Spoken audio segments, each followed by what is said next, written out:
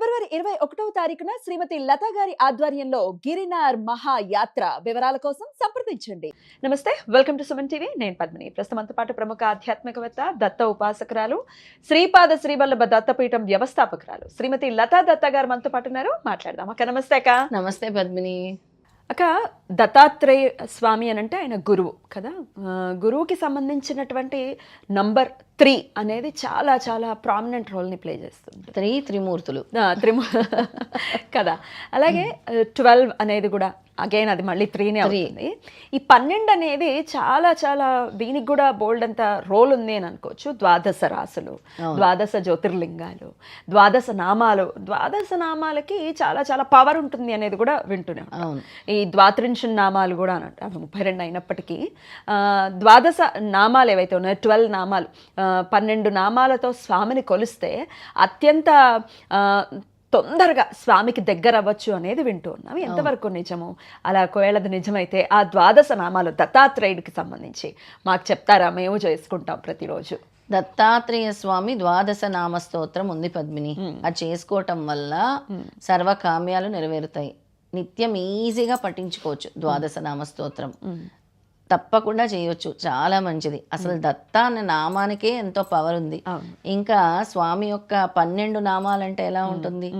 చాలా శక్తివంతమైన నామాలు. ఆ 12 నామాల్ని దత్తాత్రేయ స్వామి ద్వాదశ నామ స్తోత్రాన్ని నేను ఇప్పుడు చెప్తున్నాను. Okay okay. అది చదివితే వచ్చేటటువంటి ఫలితం ఏమిటి?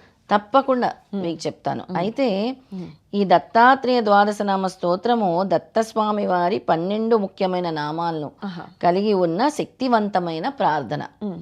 ఈ స్తోత్ర పారాయణము సకల కష్టాలని తొలగిస్తుంది. అలాగే జ్ఞానాన్ని, సుఖ సంతోషాన్ని ప్రసాదిస్తుంది. నిత్యం పఠించటం వల్ల సర్వాభిష్ట సిద్ధి కలుగుతుంది.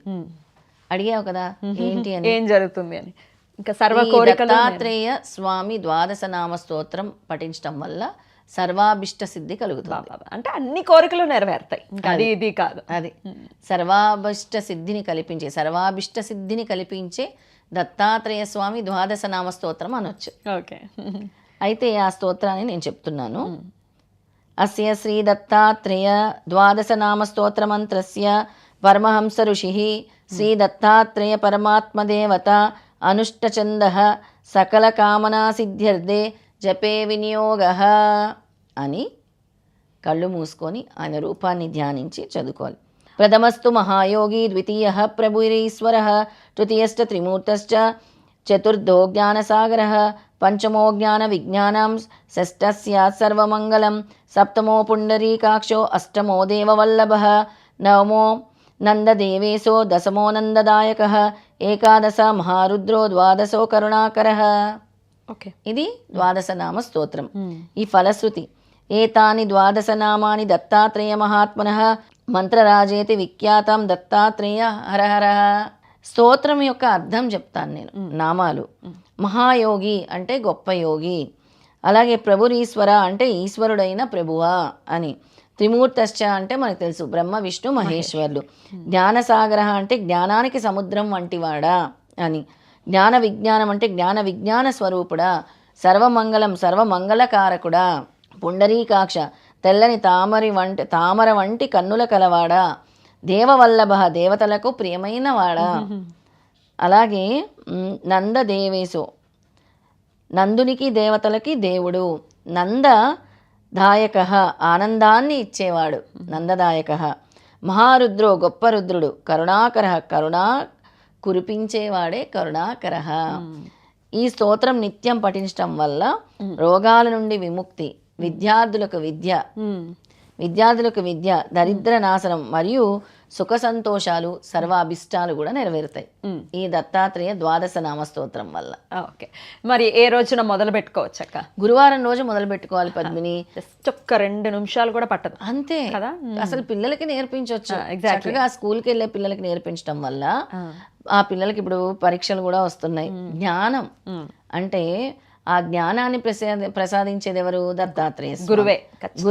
ఆ జ్ఞానాన్ని మనకి దత్తాత్రేయ స్వామి వారు అందిస్తారు ఈ స్తోత్రం పఠించడం ఇంకా అసలు అది నిత్య దైనందిన జీవితంలో ఇంకా ఇది చాలా ఈజీగా కూడా వచ్చేస్తుంది, మనం ప్లే చేసాం కాబట్టి ఎలాగో. చాలా చక్కగా ఈజీగా 2 నిమిషాలు మనం కేటాయించుకోలేము మన కోసమే మళ్ళీ అది. మన కోసం అసలు కంఠోపాఠం అయిపోతుంది సిద్ధమంగళ స్తోత్రం లాగా. అసలు ఇది గనక కంటిన్యూ చేస్తే సిద్ధమంగళ స్తోత్రం లాగే ప్రతి ఒక్కరు చదివేసుకోవచ్చు దత్తాత్రేయ ద్వాదశ నామ స్తోత్రం. అద్భుతం, చాలా చాలా చక్కగా అద్భుతంగా వివరించారు. స్వామికి సంబంధించినటువంటి నామాల్ని స్తోత్రాల్ని ఎప్పుడు మీకు తారసపడిన, మీరు చదువుతూనే ఉంటారు పుస్తకాలు, అవన్నీ క్యాప్చర్ చేసుకుని ప్రేక్షకులకు తెలియజేయాలి, దగ్గర అవ్వాలి అనుకునే వాళ్ళు దగ్గర అవుతారు అన్న ఉద్దేశంతో మీరు ఎప్పటికప్పుడు అందిస్తున్నారు.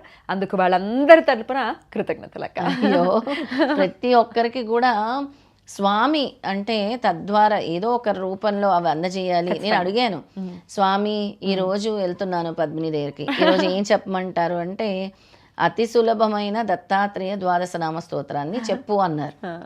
అలా అనిపిస్తుంది. ఈ రోజు మరి నేను చెప్పాలి అందరికీ, నిత్యం చేసుకునేది చాలా పవర్ఫుల్ స్తోత్రం, మీరు నాకు చెప్పండి అని అడిగితే స్వామి నాకు ఇది చూపించారు. అంటే నేను చదువుకుంటూ ఉంటాను అప్పుడప్పుడు, దాన్ని నువ్వు తెలియచేయి అందరికీ అని చెప్పారు. అద్భుతం, అలా వచ్చిందే ఈ ద్వాదశ నామాలు కాబట్టి చాలా సులభంగా ఉన్నాయి కాబట్టి అందరూ ఖచ్చితంగా చేసుకోండి, స్వామికి దగ్గర అవ్వండి, మీ అభీష్టాలని నెరవేర్చుకోండి.